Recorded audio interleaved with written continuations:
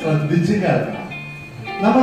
നമ്മുടെ നാട്ടില് നമ്മുടെ വീടുകളിലൊക്കെ കൃഷി ചെയ്ത് കിട്ടുന്ന, പണ്ടൊക്കെ നമ്മുടെ വീടുകളിൽ കൃഷികൾ ഉണ്ടായിരുന്നു.